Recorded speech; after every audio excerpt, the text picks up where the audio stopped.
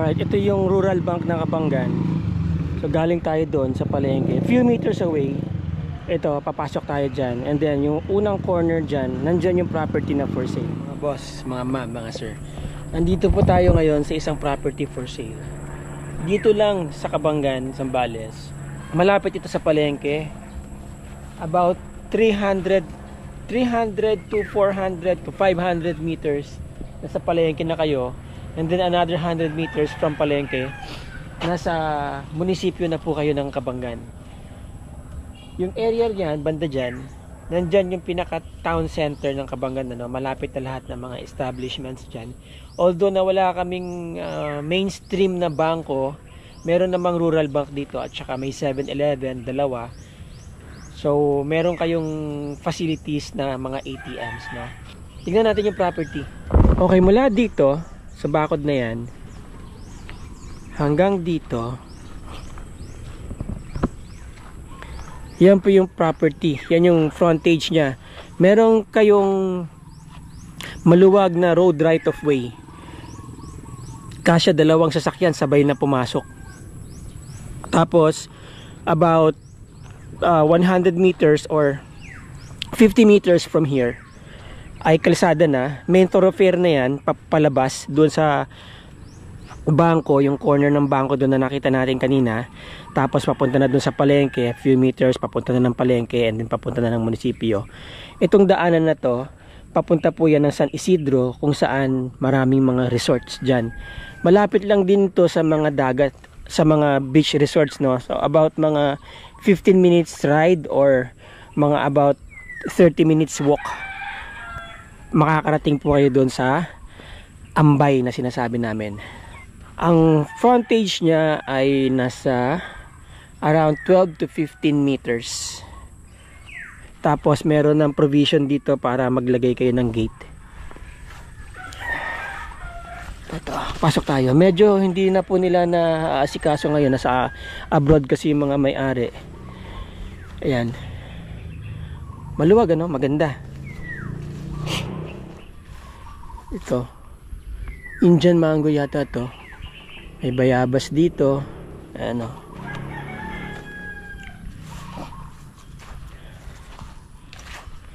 Tapos dito sa likod lumuwag. Yun. Nag-ano siya dito, nag-corner siya dito. About yan. 2, 4, 6, about 8 meters or 6 to 8 meters nag-corner siya pag ganun. Yan. Ikot. Then diretso doon. Okay. Medyo yung bakod niya kailangan ng palitan, ano? Dahil parang matutumba na eh.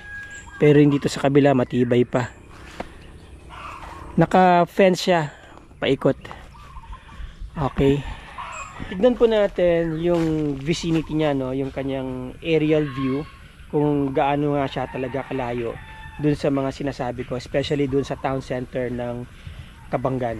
Alam niyo, napaka-importante na napakaganda na mag-invest sa mga ganitong properties. Lalo na yung mga malapit sa bayan, para malapit kayo sa mga facilities at amenities ng isang bayan, ano. Especially itong Kabanggan is going to be second class or third class municipality na within a year or two. Ang maganda po sa property na to, para kayo na sa loob ng isang subdivision, kasi ang mga bahay dito puro residential, oh, tahimik, no. Naka setback kayo ng medyo maganda mula doon sa National Highway at saka dito sa main thoroughfare ng barangay. Kaya walang masyado kayong maririnig na sasakyan na dumadaan, ano, or kung may dumadaan man, hindi ganun kalakas ang ingay dito sa lugar na to.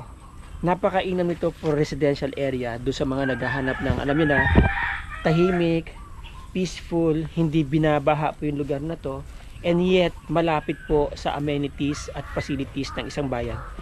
Tignan po natin yung aerial view niya sa ating drone. Okay.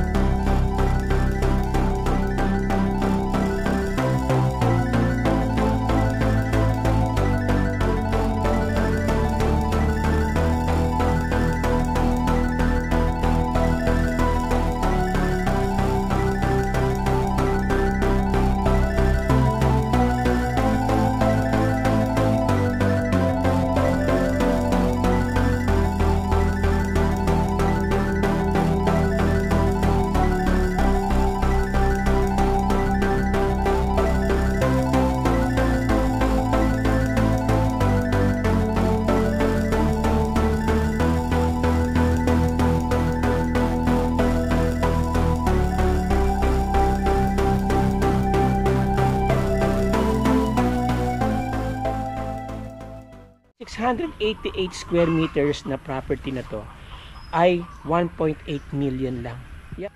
Clean title, opo.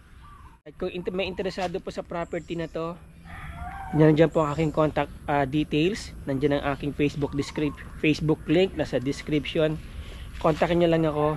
Usap po tayo. Again, maraming salamat po sa inyo. Ciao.